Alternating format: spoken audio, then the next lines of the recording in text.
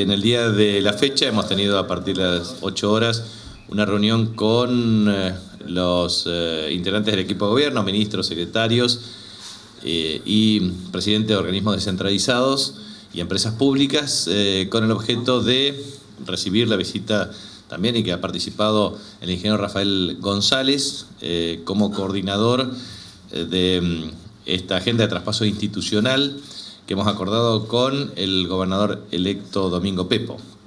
En este contexto hemos informado respecto a los alcances, las políticas públicas y obviamente hemos puesto a disposición del coordinador toda la agenda por parte de cada una de las jurisdicciones y a su vez también el sistema de información estadística existente en la provincia.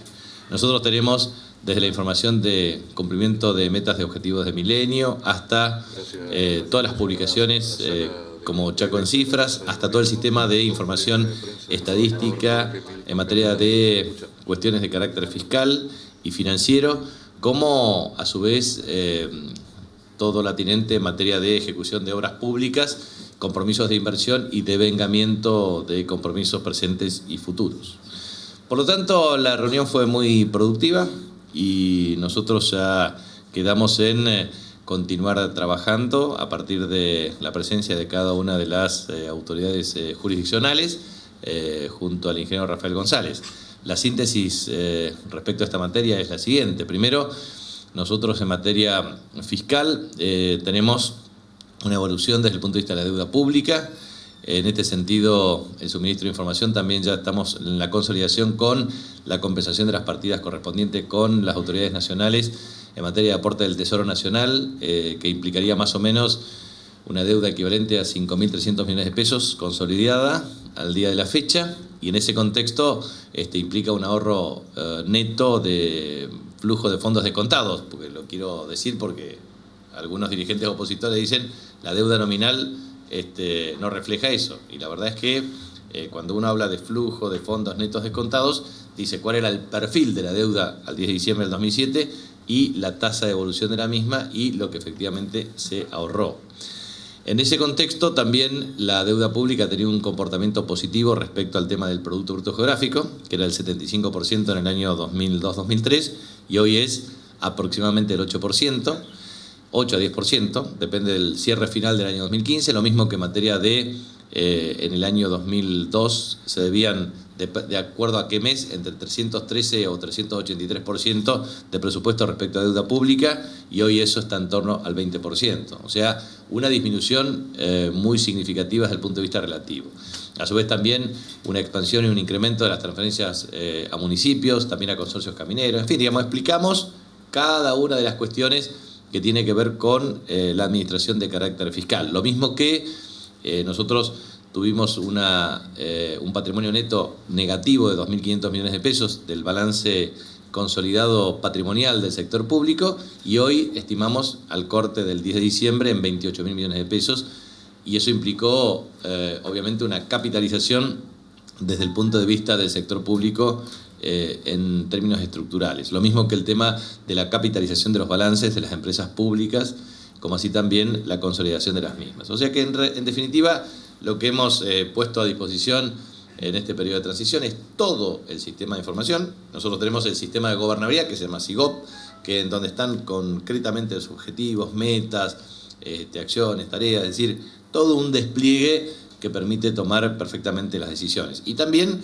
el balance desde el punto de vista de todas las escuelas que se hicieron, las escuelas que están en proceso de ejecución, las escuelas en licitación, los hospitales que van a estar en proceso de ejecución al 10 de diciembre, la auditoría de cuentas que está haciendo el Tribunal de Cuentas, a los efectos de tener los saldos correspondientes de cada una de las cuentas y en virtud de eso también el cumplimiento estrictamente indispensable de las obligaciones y obviamente establecer un sistema de consulta para cualquier decisión que se adopte antes del 10 de diciembre que comprometa ejercicios futuros.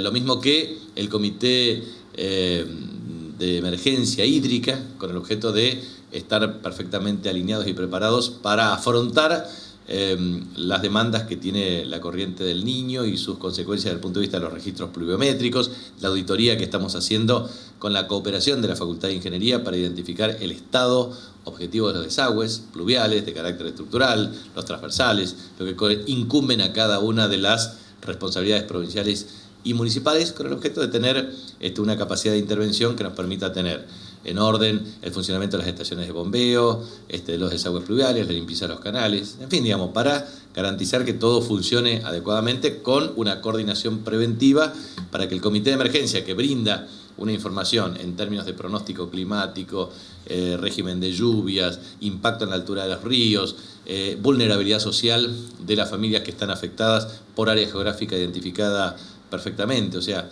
creo que es todo un modelo que permitirá arbitrar adecuadamente la transición. Así que eso es lo que hemos acordado.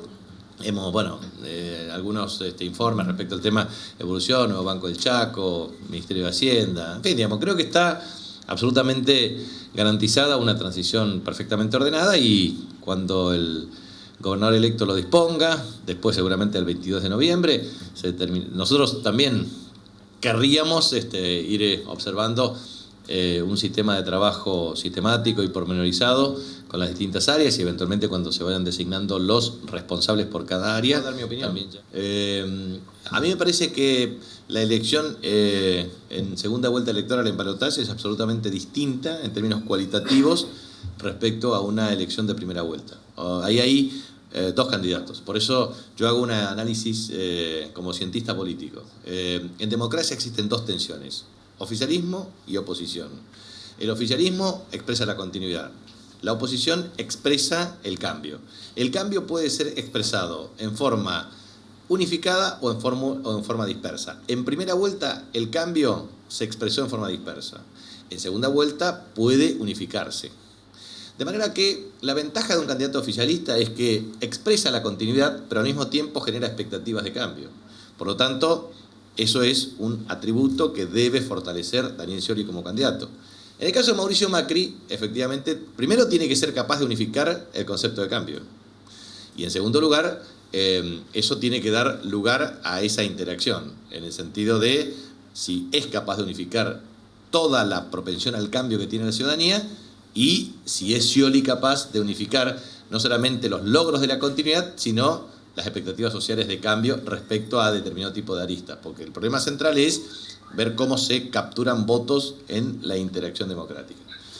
Esa es la primera análisis. Entonces, yo creo que ahí el candidato oficialista debe propender a tomar ciertas decisiones. Primero, el voto geográfico. Si uno analiza el mapa de la República Argentina, norte-sur, amplio favoritismo al Frente para la Victoria, norte más que el sur. De manera que la primera definición es cómo fidelizar ese voto geográfico y extenderlo al centro del país. Cuando uno analiza centro del país, Mendoza, Córdoba, Santa Fe, provincia de Buenos Aires y Capital Federal, efectivamente representan el 75% del electorado y ahí tuvo mayoría Cambiemos u otras variantes. En consecuencia, creo que es importante remarcar no solamente la solidificación del voto geográfico del norte, capturar voto del sur y obviamente maximizar los votos del centro. Eso se llama voto geográfico. Segundo, voto ideológico. Cuando uno analiza el mapa electoral en la República Argentina, el 65% del voto es peronista o panperonista o protoperonista, es decir, variantes de voto peronista. Entonces el voto ideológico tiene un valor, lo mismo que el voto radical.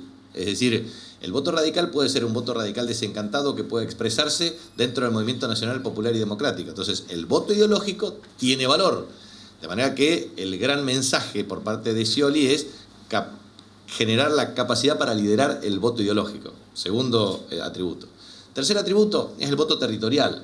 Es el voto territorial emergente de las políticas públicas. El voto de la localidad, el voto del pueblo, el voto rural y el voto urbano. Eso se llama voto territorial, de militancia activa. Tercer voto. Cuarto voto, es el voto confrontativo.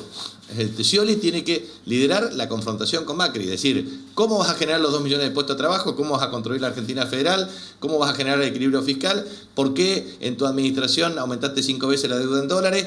¿Por qué en 8 años de ejercicio fiscal decís ahora que vas a resolver los problemas de Argentina y tuviste 7 años de déficit fiscal? A ver, ese es el voto confrontativo. Cuarta idea, fuerza que tiene que emerger.